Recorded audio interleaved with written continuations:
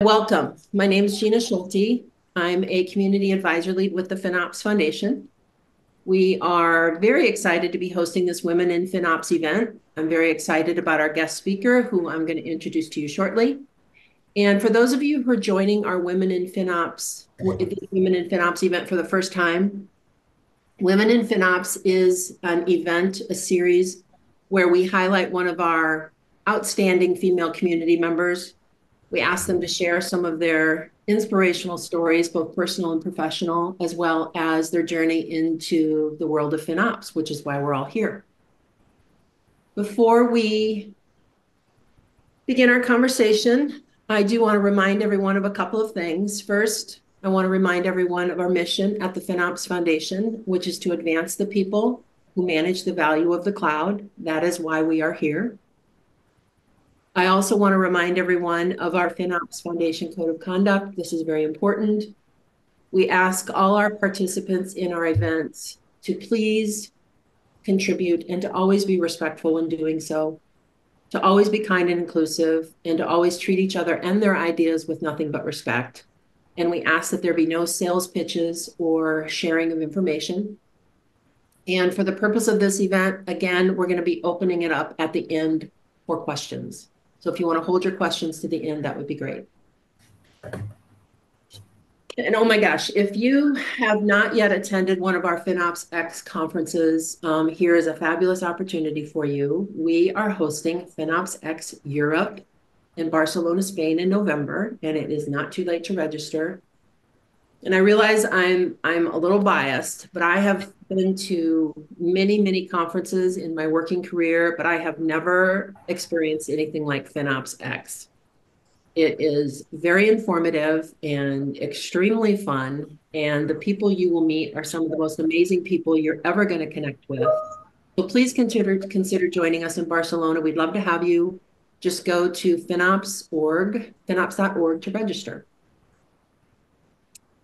So now it is a real pleasure for me to introduce our Women in FinOps guest speaker, Dr. Maneesha Asundi. Dr. Asundi is a senior IT product manager at Mr. Cooper. She resides in Plano, Texas. Maneesha is a very accomplished and transformational leader. She is a wife, a mother, a volunteer, all of which I'm going to let her share more about with you. She was named HousingWire's Woman of Influence in 2023. And we're proud that she's one of our FinOps Foundation's ambassadors. Welcome, Maneesha. Thank you. Thank you, Regina. Thank you for having me here, and thank you everyone for building this community for women in FinOps. It's an amazing group of people, for sure. Yes, it is. And thank you, Maneesha.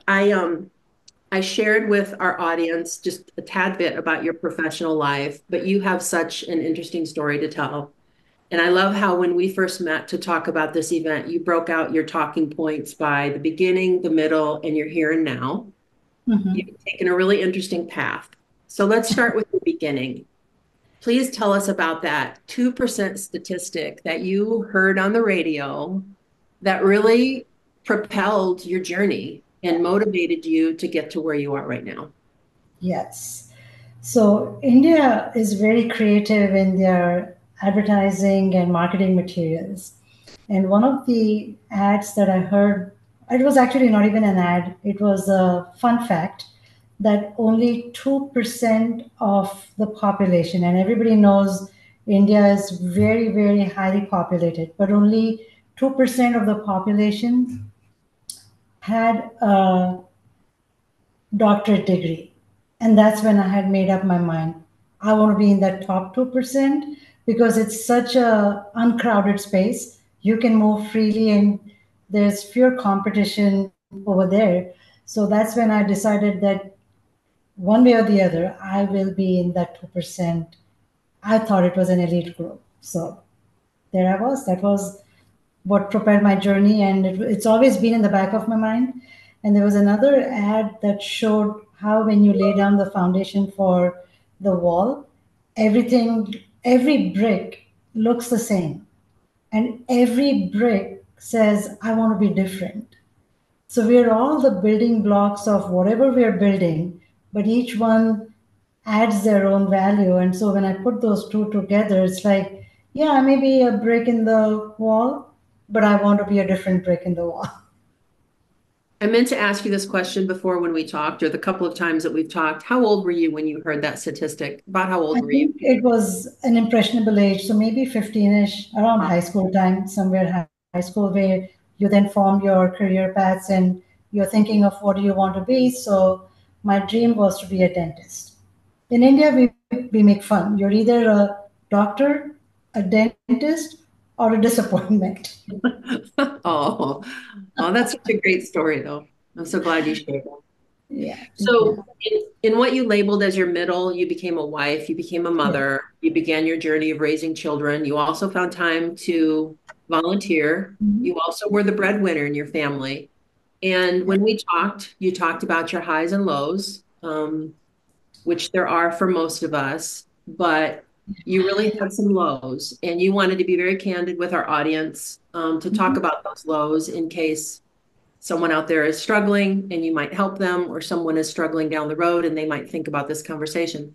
And I know just from talking with Maneesha when we did, I'm a caregiver of my 97-year-old mother. And there were some things that she said to me that really made me rethink some things I was doing and refocus on my emotional and physical health. And because of that conversation, I have made some positive changes. So please share with Yeah. us, Maneesha, what the middle was like for you. And I also want you to talk about when you did not use doctor in your name. Um, Yes. you recently decided to start doing that. I remember a conversation around that. Thanks So to this please, group. yeah, please share with us why you didn't use it and then what propelled you to change and you now use it as you should. You've earned it. I'm glad you asked because I think as women, our natural tendency is to be the fixer upper. We want to fix things, we want to make sure we feel we are so much in control that if it were not for me, this whole world is going to fall apart. And I was in that mode for the longest time of my life. My husband was a road warrior, and very early on, we made this choice that he shines when he's himself and he loves to be on the road. He loves to be in front of the computer and customers. So while he had that space, I had the space to nurture the kids and to be around, chauffeuring them, taking them to events. I think most of us, we fall in that trap. And it kept building up, building up, building up. And the second thing that we fall trapped for is imposter syndrome. We just don't feel we are enough because no matter what we do, it's always, oh, could be doing something better and more efficient. And that's really a misnomer. So when all of this was happening, I I loved doing my role of what you said, the mother, the wife, a friend, an employee, employer, and I was in midst of all of this change, balancing everything, but did not want to reveal that I had a PhD because I thought, oh my gosh, if I claim my PhD, that means I have to know everything under the sun. And ironically, I am in change leadership, which is helping corporations with their technology stack. So as they modernize technology, I just help them understand the sky's not falling, it's all going to be okay. You used to do things like this, now you will do it in a different manner. So that change was constantly making me feel inadequate, that I did not know everything under technology, but I was able to adapt to the changing technology to bring people on the change bandwagon. And I hit a low, very, very low, low, low, low, low during the COVID time. This was where I was in a new environment, building cloud native applications, deploying them, playing the role of a business analyst, a project manager, product owner, scrum master, not for just one project, but for multiple projects, and like doing everything all at the same time while being remote. Not a good combination. And it just blew up one day. And I actually resigned. I said, I am done. I cannot handle this anymore. And I had the most compassionate boss who recognized that this was a burnout situation and not a frustration situation. And he accepted on conditions that he gave me three options. Either you take, I was about to go to India. So he said, you can completely take off for the 8 weeks you're there. Option two, you can work partially while you're there.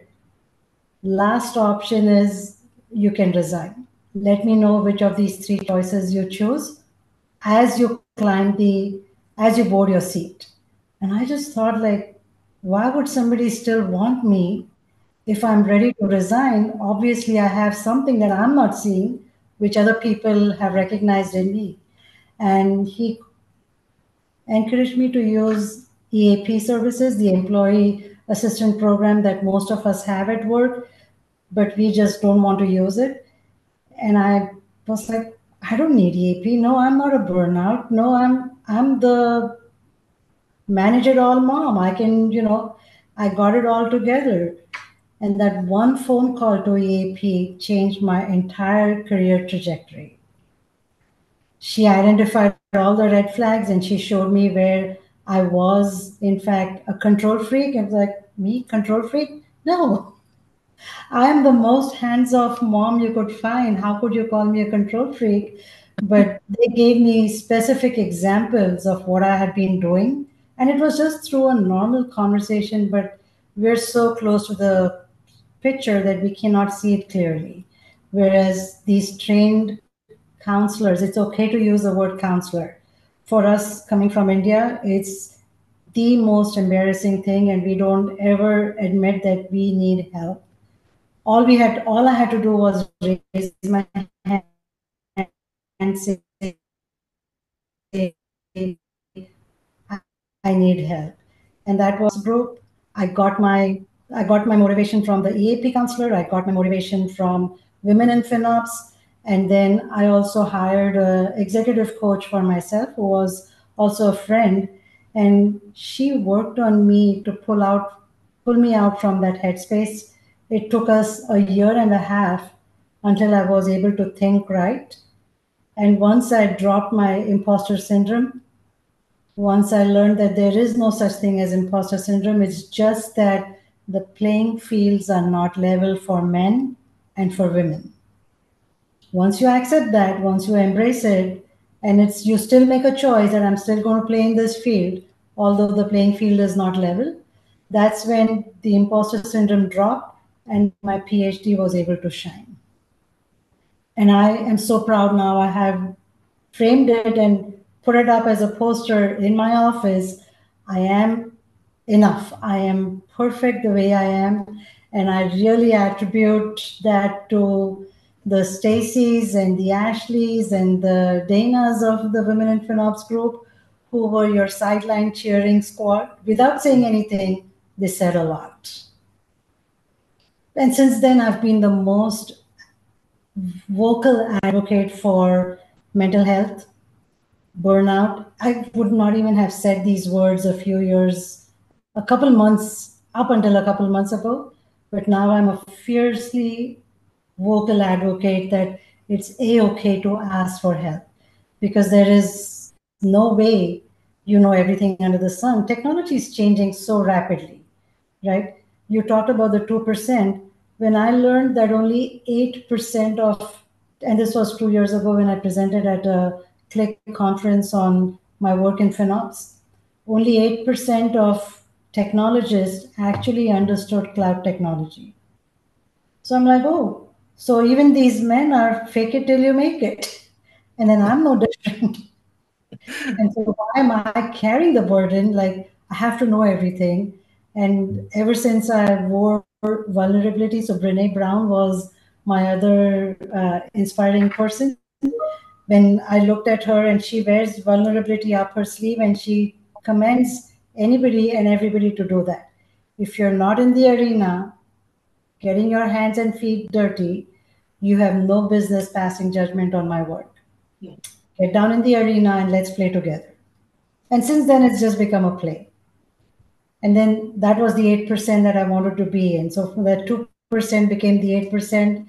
And the other narrow space that I like to be in was getting that professional certificate, FinOps professional. Mhm. But I was so busy building the FinOps practice at work that I missed the mark. And today I don't know how many FinOps professionals are there. But that's the trend I see in myself. I just like to be in the uncommon spaces and breaking the barriers. I love it. And we're so glad that you do. And thanks for sharing that story, Maneesha. There's a comment in the chat that says, hats off to your boss. Yes. Yes. What a wonderful leader you had to give Yeah. you those options. Um, all of us that are leaders out there, let that be a lesson to us. So thank you for sharing that. Yeah. So the message here is to anyone listening and struggling, if you are struggling, please ask for help. Exactly. And I can't say this enough that the FinOps Foundation staff and community, if you need help, please reach out to us. We are I here. must have watched every single. Thank you for putting all of this on YouTube because I watched every single FinOps episode that was there to learn what is FinOps and what am I doing and how can it help me. Since then, I found the Slack community. I found the resources I was looking for. There is so much information to consume if you're willing to learn. Just keep an open mindset, keep marching, and it's okay to fall. We just get up and walk again, That's right. bigger and stronger. Exactly right. Yeah. When you talked about your beginning, you stated that your mission was to help people embrace change joyfully, which is wonderful. Change joyfully. I've thought about that a lot. When you talked about your middle, you mentioned executive coaching. Clearly, you've been on the receiving end and the giving end of mentorship. You're going to be Mhm. participating in our new mentorship program. Please tell us what mentorship means to you and how you view the importance of mentorship. And I also want you to take a minute to talk about sponsorship because sponsorship and mentorship are different. And I want you to touch on the difference and why both Yes. are important. Yeah. So through my coaching, I did learn that there was a difference in mentorship and sponsorship, right? Somebody who can, mentorship is when I love being a mentor because whether you know it or not, as a mother and as a volunteer in the Sunday schools that we go to, we have a temple, so we go to the temple and volunteer for Sunday school where I had 300 kids every single Sunday watching me. So whatever I did, however I interacted, what I had, how I spoke, how I looked, how I smiled, how anything was out in the open. So there's a lot of eyes looking at you. And more than that, what I've learned is if are self satisfied, you do not seek satisfaction outside because you know you have enough, you are enough, and once have that fulfillment and the contentment, you pour it out. I have a very famous quote I go by: you can give without loving. It's just a matter of giving, but you cannot love without giving. And this Women in FinOps group, I love it so much. FinOps in general, the whole community, FinOps community, I love that so much that you cannot but give. And I was very thankful that this opportunity came through the mentorship program and I was able to provide mentorship. And the mentee that I have, she is so much fun, so grounded, so young. And I wish like my younger self had that much confidence and was that grounded. And I think even we learn so much more from them as we interact with them. Sponsorship, on the other hand, was when somebody who's not in the room can still speak on your behalf. They say it's not what you know, it's who you know. So when there is an opportunity that comes up, and if people remember, oh, yeah, she would be a great fit for this, someone who would vouch for you, somebody who would speak up for you. So I had to relearn that let my work speak for myself will not always work. You have to be vocal, you have to speak up. So I asked another women leader who's also an SVP in our organization to be my sponsor. And the way she coached me was, I can be your sponsor, but I'm not there to watch you 100% of the time. So you tell me what you do, you give me a synopsis, you give me a write up, so that then I can speak on your behalf. They don't have time to go dig up your information. And that was one of the hardest part for me. It's like, what? I have to praise my own self. I have to write about my own things.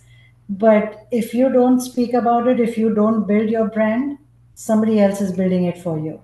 You are just a pickle jar, and people slap labels as you cross them.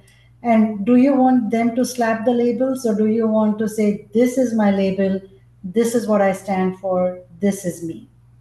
So I chose the other way around. I gave her my write ups. I was able to, and then she was able to speak on my behalf.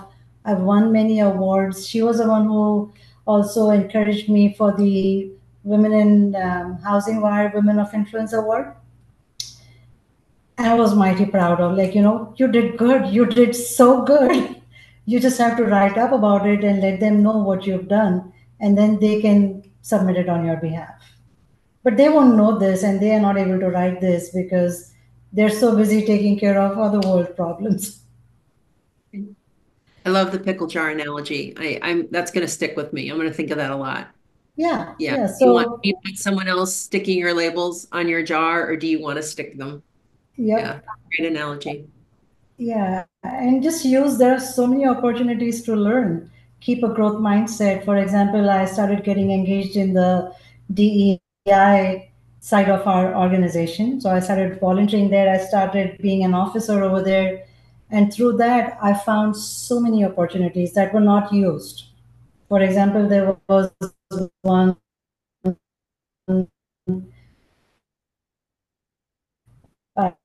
SMU had some name in the hat saying that at least give me a fair consideration to be chosen for this course. And they came back saying nobody else even applied because it's a lot of effort and people don't want to put in that effort.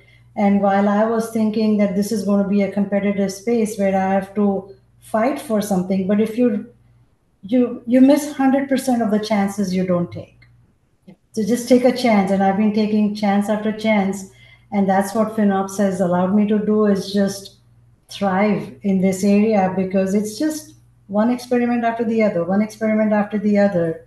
And my latest hat in the feather is having created a single pane of glass dashboard just through API integrations and just getting the billing information from multiple cloud service providers and putting it on a single pane of glass so that our leadership has that visibility and the transparency that they require to make data driven decisions. And it's just through play. This is not even work. I love it. I love it. Yeah. Maneesha, you've talked a lot about the FinOps Foundation community. You have been very engaged. You're one of our ambassadors. You're a meetup organizer. You've been involved in our working groups. You've been a speaker. You've been a panelist in our FinOps B series. You're going to be one of our mentors in our mentorship program. I'm sure there's some things in the community that I'm missing.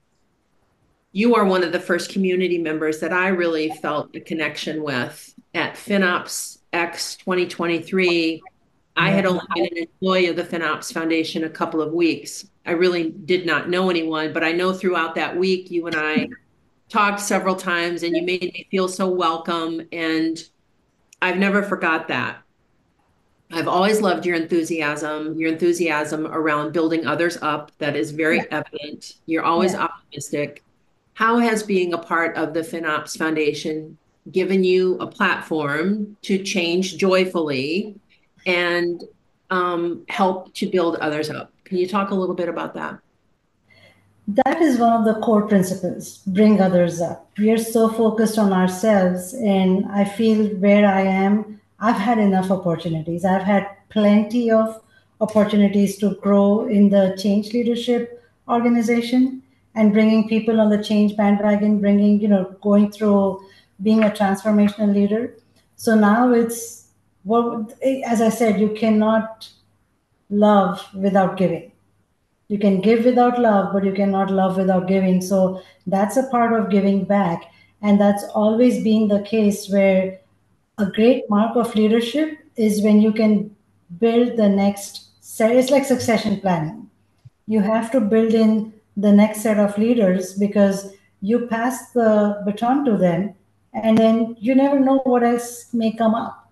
So that's been a core of what I want to do is build up the future leadership so that I leave the world much better than what I found it. There were other people who helped me, so this did not happen all by myself. It takes a village to build up even just one person. And there is so much, the options are just wide open. You have to pick and choose. Like nobody asked me to be a meetup organizer, but I wanted to learn more about FinOps. I was I was going meetup to meetup to meetup to meetup, like any meetup, any networking. I was so hungry for that that when I decided that no, strategic leadership narrows your options, not broadens it. So choose what options do you want. Choose your networking events very, very carefully so that they're actually meaningful. By going to 100 networking events, it's not as impactful as going to the two or three that really matter. And that's when I realized, okay, I'm looking for a FinOps meetup. There isn't one. So what is the next best step? Worked with Joe and asked him, can we have a meetup in Dallas? Because there's plenty of people in Dallas. And so now Carmen and I, we run the Dallas meetup, have fun. And I'm always surprised how hesitant people are for being a speaker. I would think like if were given an opportunity, I would sign up first, but that's not everybody's cup of tea. So if any one of you all want to pick and make it happen. We love to have people volunteer to be speakers. We're always looking for speakers. So if you're interested, please reach out to us. Absolutely. So to me, this is my playing ground. It's a canvas that I have, and I can paint anything that I want. I can create whatever I want, of course, within those guidelines. That's another good thing about the FinOps Foundation. They don't dictate how it needs to be done, but they just provide that within these boundaries, you can navigate how you want. Right. And once those boundaries are clear, it helps to stay within those boundaries, but also have that strategic goal in mind. This is what we want to do. This is how we want to advance people. So one of our goals is to give people the speaking opportunity, right? And so come and be a speaker. Come and present at the FinOps meetups, and come and ask questions. So that's always helpful. So to me, this is a playing ground more than anything else. That was really my last formal question for you before we open things up to the audience to ask questions. I do want to say that both Maneesha and I are on LinkedIn. And for those of you who are community members, you can reach out to us on Slack. And I know Maneesha is more than willing to speak to anyone who's interested in asking her more questions about things she shared today. Lastly, Maneesha, before we do open things up, is there anything else that I haven't asked you, or is there anything else that you would like to share with I would everyone? definitely call out building your own brand. I did a very systematic approach of how I wanted to build because it was one of those random comments you see that as organizations go through growth and they go through, what is it called, workforce management, you could be dropped at the drop of a hat. You are just a number at the end of the day, right? No matter how valuable you think you are, but at the end of the day, we are all just numbers in the organization, and they could drop us at the drop of a hat. So I started building my brand on LinkedIn very, very systematically by posting, by responding, by engaging with different people on their post. So as you scroll through LinkedIn, don't just hit the like or just scroll through it. Start engaging with them because that promotes your own visibility as well as the other person's visibility. That's how you bring them up. And then I realized that even within LinkedIn, I took a course with another women's organization where we learned how do you build your brand. And LinkedIn has all of this information embedded within one profile. So if Regina wanted to go and hunt me down, it would be very difficult for her to find all the blogs I've written, all the speaking engagements I've done, everything that I've done. So what I did was I created my own website called Maneesha.online. As simple as that. Go check it out. So the way I want to be perceived, the way I want my brand to be seen, I just curated my brand, and now all my articles and blogs and podcasts and everything is all under one roof. So Manisha.online, I would strongly encourage you to build your own brand. Don't rely on LinkedIn, because what if LinkedIn were to shut it down tomorrow? Or they decide that this membership licensing changes. We've all been through that, right? Now you have to start paying for your LinkedIn stuff, or you have to start paying for whatever platform you're on. So this way, I decided I'm going to be in control. I'm going to choose what I want people to see. I'm going to show the joy that I really get from being around women, and how these women have impacted me and how I've impacted the women. So I love that site, Manisha.online. And I even have a FinOps related logo created for me, because that's how I want to be known as. I love it. Yeah. Okay, let's So open build things your up. brand. Build your brand. If you don't do it, someone else will do it for you. And that may not be what you want to hear. Right. Let's open things up for questions. If you'd like to ask Maneesha a question, you can take yourself off mute, or you can throw your question in chat. Does anyone have anything they'd like to? And that was wonderful, Maneesha. Thank you. But I knew you'd be wonderful. Any questions for Maneesha? Thank you. Yes. I don't have a question, but I just wanted to say thank you. I think so many of us could relate to what you said, and I really appreciate your candor. Thank you. And do check out Reshma Saujani's commencement speech, Why There Is No Such Thing as Imposter Syndrome. The minute you drop that, a whole new world opens up. I'll put her name in the chat, Reshma Saujani. Great. Thank you.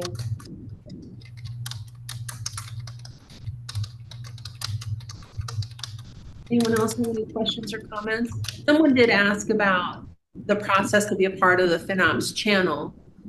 To join our Slack, you have to be a member of our community. It's very simple. It costs nothing. All you need to do is go to finops.org. There's a little green button in the upper right corner that says join the community. Click on that, fill out an application. It's that simple. Yeah. And our community is now 22,000 plus members strong. So you will be connected to people from all over the world in all different phases of their FinOps journey. So, and I can tell you, it's one of the most amazing things to witness is how willing people are to help each other. When someone asks a question in that Ask a Question Slack channel, I love to watch the responses roll in. It's a lot of fun. So it's a great community. It's a definite opportunity to learn more about FinOps and connect with some amazing people. Hey, Regina, I don't have a question. I just have some comments for Maneesha. Thank you. Thank you for your candor. You know, it really takes courage to come out and say and talk about your journey. The only thing that I feel that you didn't mention enough is being a good friend. Oh. All those things plus a very good friend, a very good friend. So I'll just want to add that. I know you have a long list, so I can imagine you can miss it, but I don't. So thank you, and always, you know, for the FinOps community, you are great. You know, as a contributor plus a mentor, now you are a formal mentor. So thank you, thank you. We will chat more on Slack. Yes. This community is really where you can have a trust fall, and you know that you will be picked up. You know they will not let you fall down. All you have to do is ask for help. Yep. Thanks for sharing and speaking up, Bindu. Yeah. Maneesha, Deja has asked a question in Slack. She's asked what the topic of your dissertation was and what did earning a PhD teach you about yourself? So 2 questions there. What was your dissertation and what did you learn from earning your PhD? Actually, that's a great question because that's my opening spiel when I present in conferences. My dissertation was on emergent literacy. How and when do children, and I hung out with first graders, how and when do children form perceptions of themselves as literate or non-literate? I'm a good reader versus I'm not a good reader.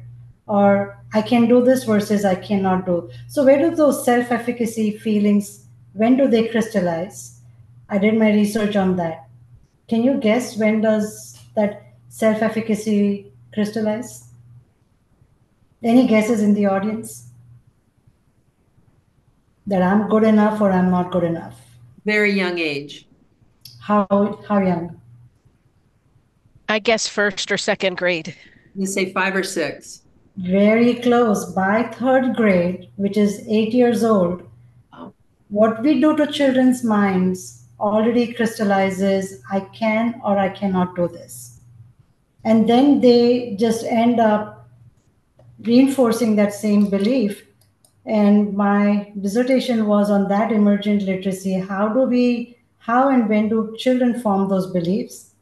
30 years later, I'm still doing the same thing, except these children are now in bigger bodies. Now we're talking data literacy, not just literacy as in reading and writing literacy, but the fact that I can manage or I have this perception in their mind, I can or cannot do it, and then it's a whole different ballgame.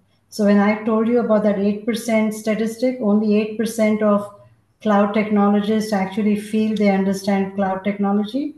That's where these beliefs are coming from. And what was the second part of the question, Regina? I didn't note it down. Deja wanted to know what did you learn about yourself by earning your PhD? So I learned that there was a lot of unlearning that I had to do to erase those things. Yet, after I came out with a PhD, I still thought I had to know everything under the sun because now I have a PhD. Right? So I recognized that there was a lot of emotional baggage that I was carrying because I was the youngest of 4 daughters. And in India, we always value sons versus daughters. Although my parents never did the distinction, but I do feel that being the 4th one, they were so tired that they said, just do whatever you want. I'm the baby too. I can relate to that. Yeah. I grew up with so much love and affection, unbelievable. And I think that set the foundation for a very sound ground for you to flourish. I wish every child gets that kind of a foundation. But there were also other factors, the community, that kept saying, you don't look, because I'm not that fair as my parents are, and fair skin is so valued and so overrated in India that because I had brown skin, they were like, where did you come from? Did they exchange you in the hospital? Did something happen? I mean, you think that's funny, but it's actually not, because it really creates so much junk in your mind that you have to now offload and then load and offload. So I learned a lot about myself.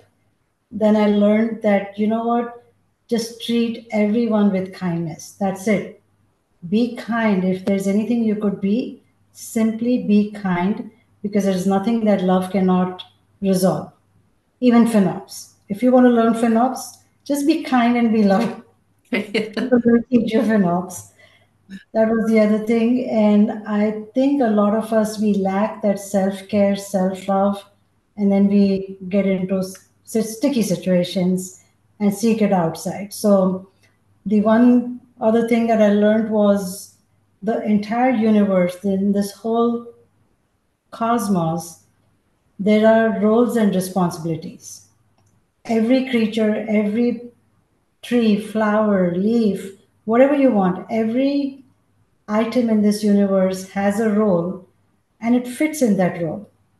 So that's why when I have to look at my role as a mother, wife, employer, employee, friend, I just play my role and then I fit in the universe.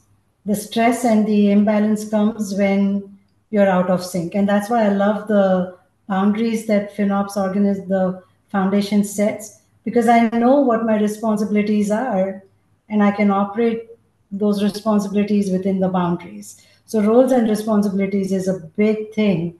When I did my project at my organization, RACI was the first thing that I had to set up, that when we look for forecasting and budgeting, we just keep passing out, whose responsibility is it? Who's going to be accountable for it? So I learned to hashtag be accountable. And once you pick up that responsibility, everything else falls in place. Wonderful, wonderful answer. Does anyone else have anything they'd like to share or ask Maneesha while we have her? Thank you all for your kind comments. That's so wonderful. Thanks for watching. Check out more FinOps content on our YouTube channel. We appreciate the support.